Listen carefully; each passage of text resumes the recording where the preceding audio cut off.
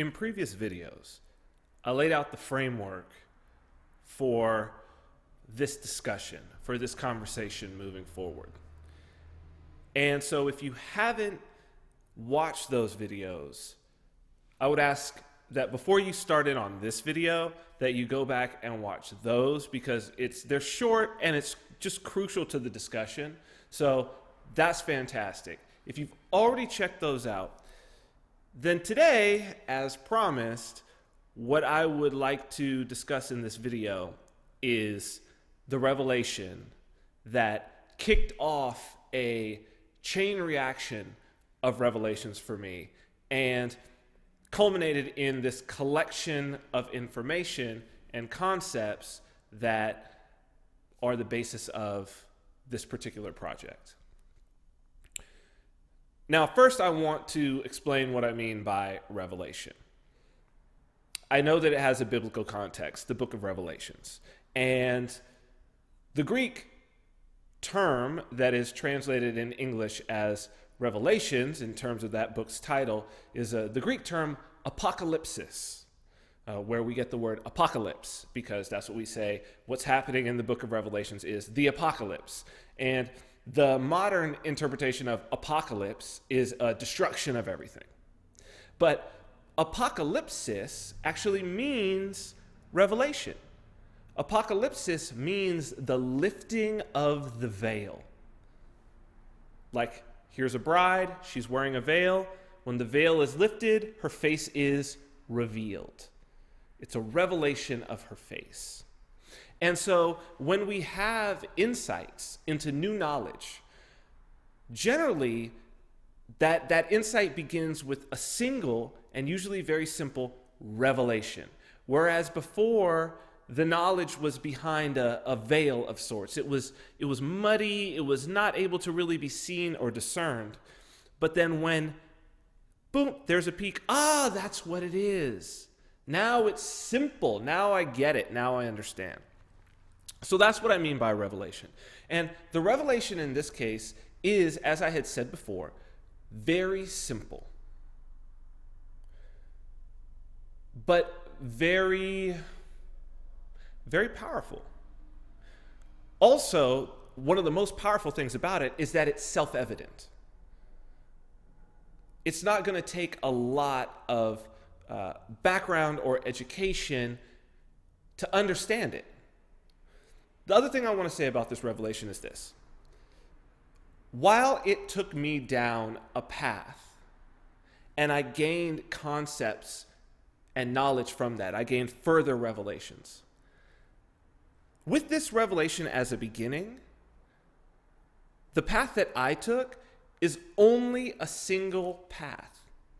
And that path is based upon the information and knowledge that I had already gained over years of studying various different philosophies, of just living my life in the world and experiencing different things. And as with all revelations, a powerful revelation may take me in this direction, but it may take you in that direction or that direction or that direction. So what I want to say to start out is, if this is the last video that you watch, and with just this revelation in hand, you move forward on your own path, there is a wealth of information and new knowledge, and perhaps knowledge that I will not be able to, or that I will not provide in this project, that you can have for yourself. That's the nature of powerful revelations. So it's going to have a different sort of effect, this revelation on any different person. Now, leaving from here, from this video, I'm going to be discussing the particular information that I gained moving down the path that represents my path. And it's going to be a series of revelations. And I think that that's the only way that I can present this information, is that first I'm going to give you this revelation, and then we're going to have to step out of that for a while, and I'm going to have to backtrack through my knowledge a little bit in the next videos to come. so that I can sort of bring you up to speed with the things that I already knew when I received this revelation. All right. I know, the buildup, right? It's ridiculous. But I felt like I needed to give that bit of background about what was about to happen so that you could expect what was moving forward, so that it could be predictable, at least to a certain degree. So, here is the revelation. Here is the sentence. The serpent tells the truth.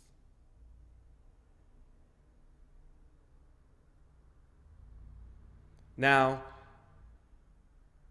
some of you probably get that the serpent that I'm talking about is the serpent in the Garden of Eden with Adam and Eve. All right, now half of you are like, fuck, oh my God, he's a religious nut now. He's going to try to convert me to some sort of religion. No, I'm not religious. As a matter of fact, I would consider myself an atheist. Okay? I'm not religious, but the story of the Garden of Eden is important. It's important to you, even if you're an atheist. Now, if you are a religious person, the sentence, the serpent tells the truth, should be fucking with you right now. It should be fucking with you. I'm going to let it sit and fuck with you, and right now for a minute, I'm going to talk to the non-religious individuals, or the people who may be from, who may not really have much background in maybe like of an Eastern religion.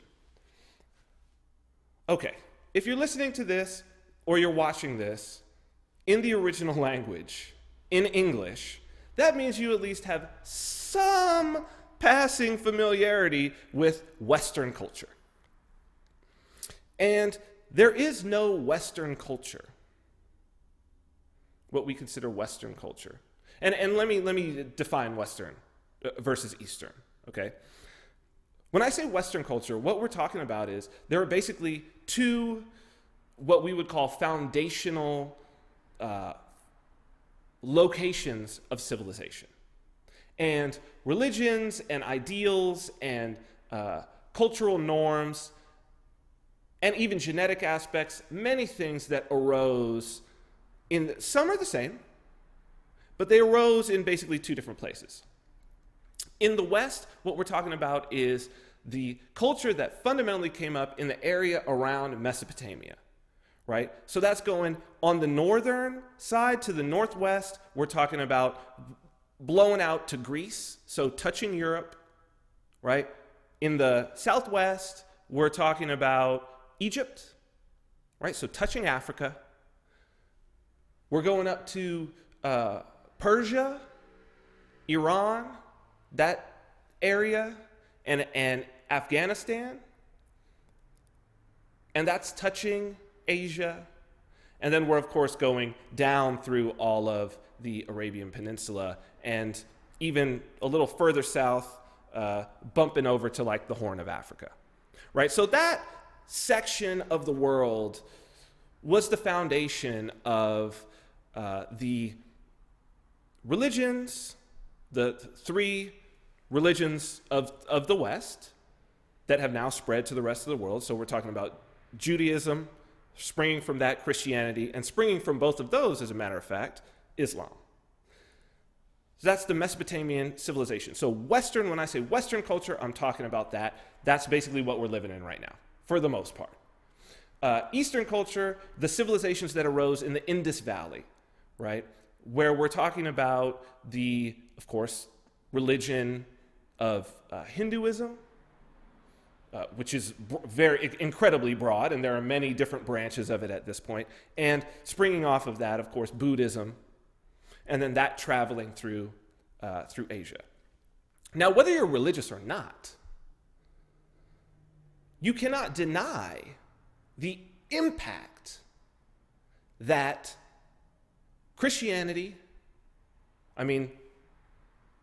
Europe, the entire Western Hemisphere, all of the Americas, a good chunk of Africa through colonization. Russia, right? Australia, what percentage of the world has its history and its roots heavily and unable to be removed from Christianity? Christianity, of course, with its roots in Judaism. And Islam, I mean, come on. The other part of Africa that's not Christian is Muslim. And Islam stretching through the Middle East to Indonesia and the Philippines in the East. And now expanding into Europe, into the Americas. At one time, the Muslim empire was larger. I mean, it was from basically China to Spain, stretching across that broad swath. At various different times, there were Muslim empires that controlled that. So, that being said, even if you're an atheist, your history, it cannot be separated from the power, the organizational power of those three religions. And two of those religions in particular, Judaism and Christianity, the beginning texts is the Old Testament or Torah. And now Islam has its basis in that, but does not use the exact text. And I'll get into a little bit of that because they have an Adam and Eve story as well. And it sheds some light onto the serpent tells the truth as being a revelation. And the book of Genesis is the first book of the Torah, the first of 5 books, supposedly, and no reason to believe not, but supposedly written by Moses, the 5 books of Moses, Genesis being the first. It's also the first book of the Old Testament, the foundation.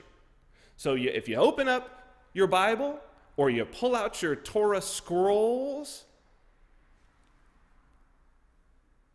first chapter, first page, Genesis, chapter 1. And now when we talk about chapters, I mean, they're not like chapters like like we would see in a book. Like Genesis chapter 1 is basically like 40 sentences long.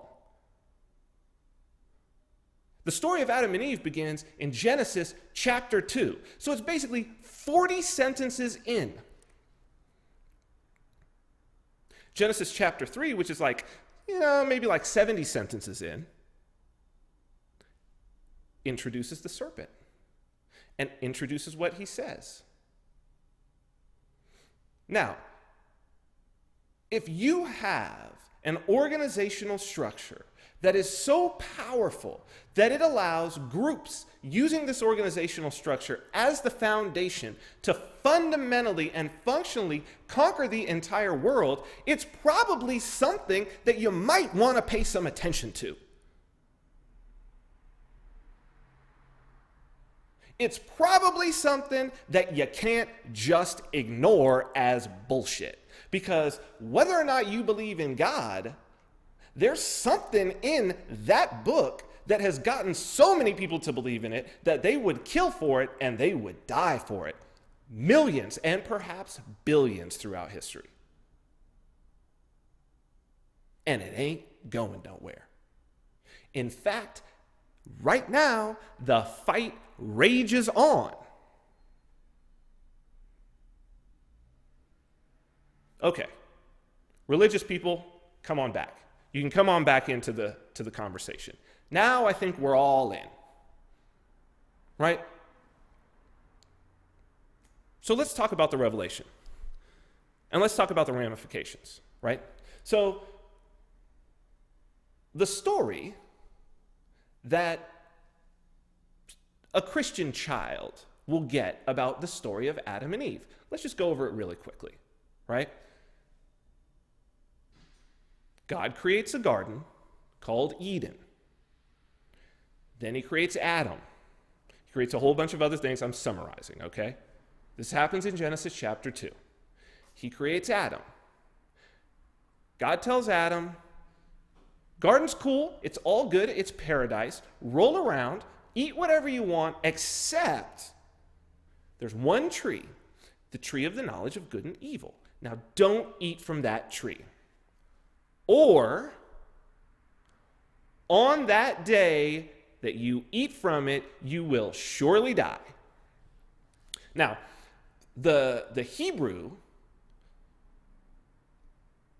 term that's that you will surely die is an interesting Hebrew term, and it's actually translated in English. The direct translation is something like die, yes, die.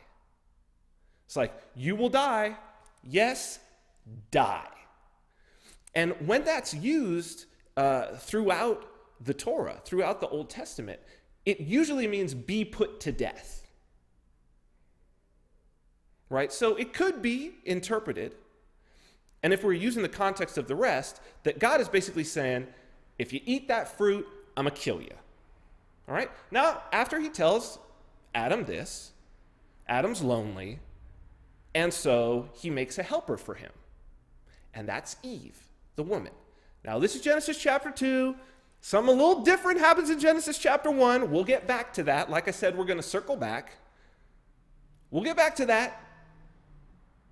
That's something to be noted as well. But that's where we leave at the end of Genesis chapter 2. Okay? And the chronology is very important. God creates Adam. Adam's the only one in the garden. God tells Adam, don't eat from the tree or you will surely die. Then, chronologically, Adam is lonely. God makes Eve. We're never told at any time that God ever talks to Eve about this tree. Okay? So then, what is the story that the Sunday school story? Sunday school story, chapter 3. Here comes the serpent. Eve's walking through the garden. She's good. She's well behaved. Right? Then the serpent, he comes up and he does what? Now, in various interpretations or in various retellings, usually told to children, the serpent either tempts Eve, right? Which would seem to say that, so when someone's tempted, it's almost like they're being offered some sort of a reward or something to come, and so he tempts her. He says, oh, in a negative way, right? In a negative way. He's doing something totally wrong here. That's what the children are told. He's an evil figure. Or he deceives her. He lies to her, right? And then it's carried on that, although it's never said, I mean, granted, we're just at the beginning of this whole book. Like, you can't just take the beginning of a book and then when someone's like, well, why did that happen? And then you go like, oh yeah,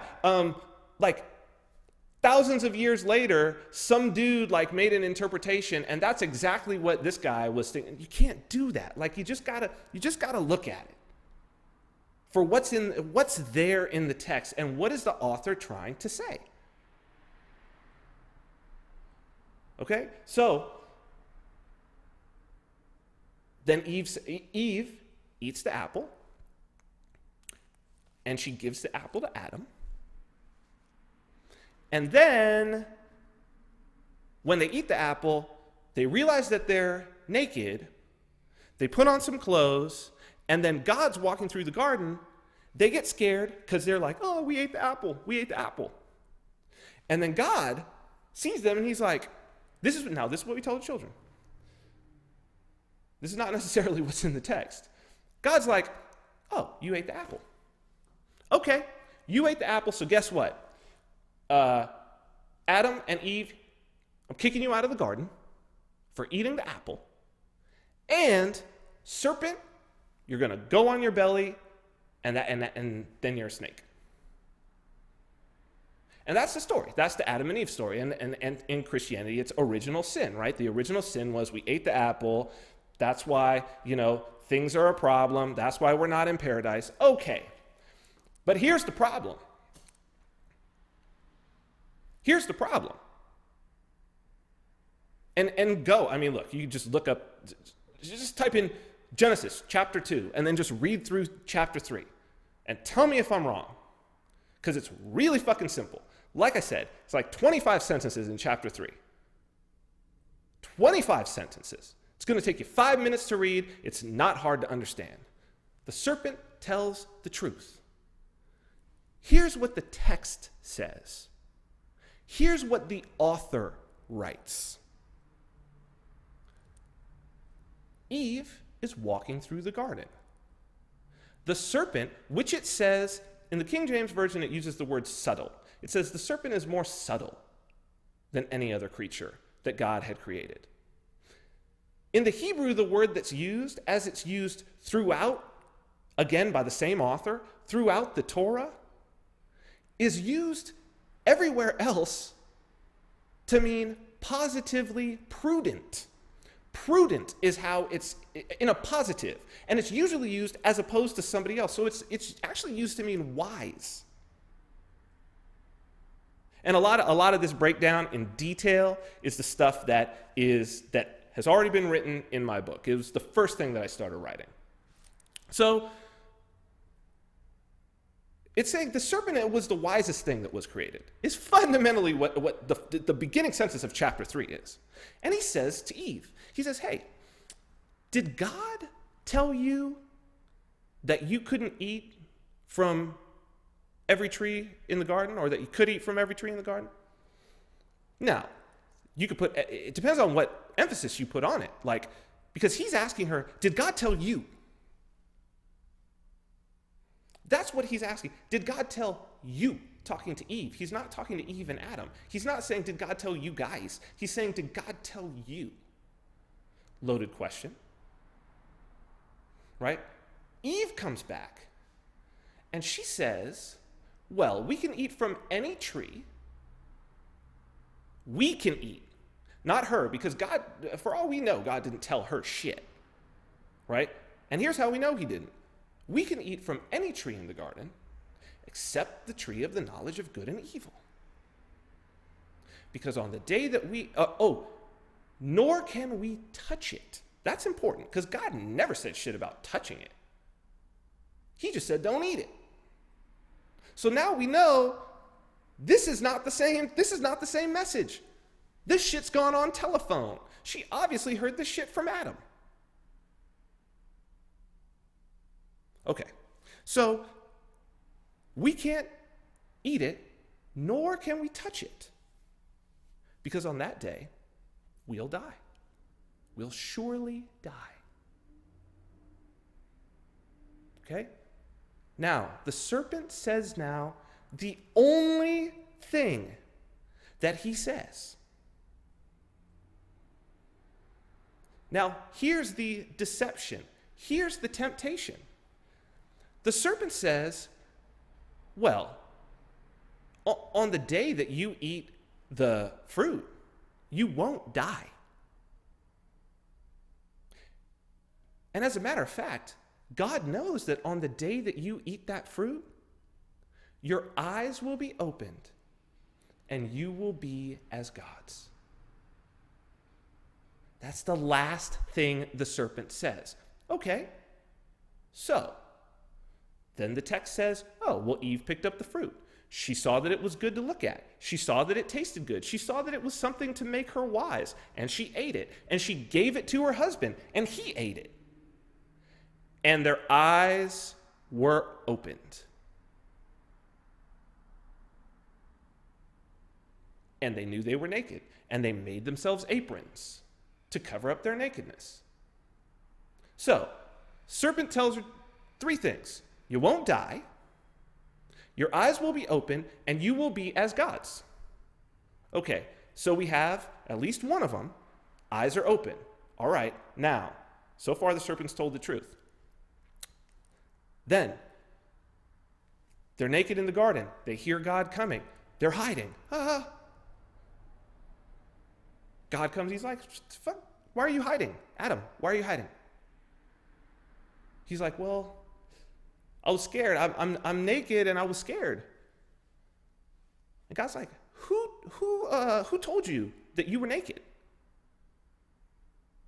And Adam immediately, big, man of integrity that he is like, look, the woman that you gave me to supposed to be a helper to me, she gave me the fruit and I ate it. And God's like, lady, woman, what did you do? This is what the text says. And she says, well, the serpent tricked me. The serpent tricked me. And so I ate the fruit. So then God looks at the serpent and he's like, serpent, for what you've done, you're cursed among all the animals.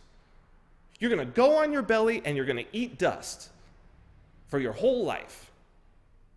Then he goes and he says, basically lists off some things to Adam and Eve.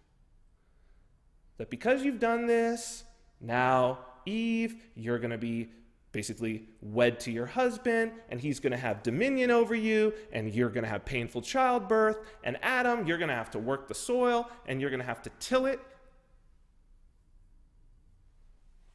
And then what happens next? Then God, very strange section, has a conversation with some other gods. Elohim is the word that's used, means gods. And they're talking to each other. And they're talking in plural. And they have a sidebar conversation. And they say, well, the man ate from the fruit, and now he's become as one of us. Now he's become as one of us. So the gods say Adam has become as a god. The serpent said 3 things. What were they? You won't die. Your eyes will become uncovered. And you'll become as gods. We've got 2 down. Eyes uncovered. And even God himself has said the man has become as a god. And because he's become as a god, what do we need to do? We got to kick him out of this garden before he eats the tree of eternal life, which is the other tree he was never told not to eat, by the way. Remember that. He was never told not to eat the tree of eternal life, the tree of immortality. There's no prohibition against that. So, because there's no prohibition, we got to kick his ass out. Or he's going to eat it and live forever. So, what do? Kick him out. And did they kill him on that day? Well, hell no. Because chapter 4 starts with Eve giving birth to Adam's children. And by the end of chapter 4, we've gone through an entire story, and she gives birth to 3 kids from Adam. Now, we know a little something about children, and what we know is that you can't conceive 3 children with the same woman on one day. So, did Adam or Eve die on the day that they ate the fruit? No. So the serpent told the truth. Why is that revelation important? Why? Because if the foundation of these organizational structures, and look, if we go to Islam, they don't use that text. I'll tell you how jacked the foundation is and how far away. By the point that we got to 600 AD, where we're talking about Muhammad, and he was dictating the Quran. Now, Muhammad says the God that we worship as Muslims is the God of Abraham. Abraham, just a few chapters later in Genesis, so it's the God of the Jews and the God of the Christians. And he says it over and over and over and over again. It's the same God. That God was conceived in the book of Genesis. This is the first interaction. Adam and Eve are in the Quran. They are also Adam is the foundational first person in the Quran. Muhammad says that it's a descendant priest line that starts at Adam. But the story of Adam and Eve in the Quran is a little bit different. By 600 AD, we had gotten to this. There was a jinn. A jinn is so where genie comes from. It's a spirit of the desert. It's part of the Arabic sort of spiritual tradition. So the Arab individuals who were listening to Muhammad would understand this. There was a jinn called Iblis. He's associated with the devil or Satan. And he was an angel who wouldn't bow down to man. He had it in for man. And God had put man in a paradise, but said, you can't eat from this tree. Okay, same story. Adam and Eve. But he put a twist. So he says, Iblis goes down and he just basically starts harassing the man, tempting him. Come on, Adam, eat it. Nothing's going to happen. You're good, man. Just eat it. Just eat it. Come on. Eat the fruit. Eat the fruit. Finally, Adam's like, because he's not all that evolved, eats the fruit. All right? And that's how God kicks him out of the garden. So by 600, we had already gotten to that. But the thing is, that Iblis is not the serpent, because the serpent told the truth. Not only that, the serpent was punished for telling the truth. And if truth is a virtue, and throughout these texts, telling the truth is a virtue, and in the religion, the 10 Commandments do not bear false witness. That's an aspect of telling the truth. Telling the truth is considered a virtue. Truth is a virtue. So, but who punishes those for virtue? A righteous person, never mind a righteous deity, doesn't punish someone for virtue.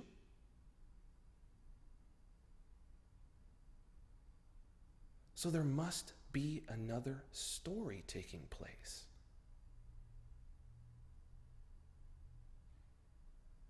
There must be something else taking place here. The author of this text is obviously not stupid. It's one of the most powerful texts ever written. And this is at the beginning. And it's laid out in such a way that you can't miss it. It's explained that there's nothing to imagine or look into. It's explained step by step by step that the serpent told the truth. So if the serpent told the truth, who is the God in the Garden of Eden? What is the story that the author of this powerful text was really telling?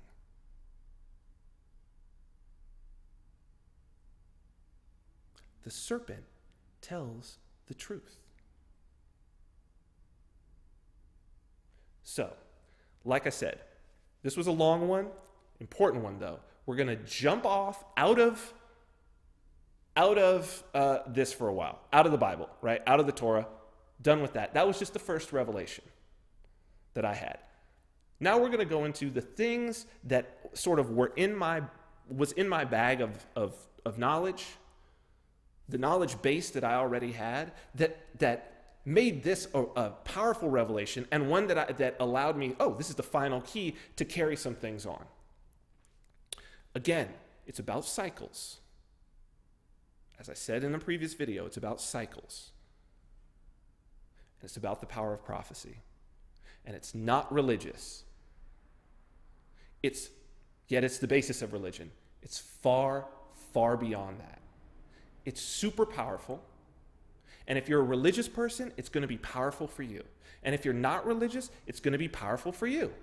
And if you're a religious person, it's going to give you more respect for your religion. It's going to make you want to delve more into the Bible or the Torah and the history of it. And if you're a Muslim, it's going to make you want to delve deeper into the Quran, because those truths are in there as well. And it's in a whole bunch of other places too. And it's in those other places in a completely different part of the world at a completely different time that we're going to talk about next. So if you want to continue this conversation, like I said, it's a back and forth. I know this one in particular, because this is really going to touch off a nerve with some people. They're going to want to talk about it. Let's talk about it. Facebook.com/VinArmani. It's a back and forth. It's a conversation. So thank you for watching. I think these next videos are going to be really interesting. And enjoy.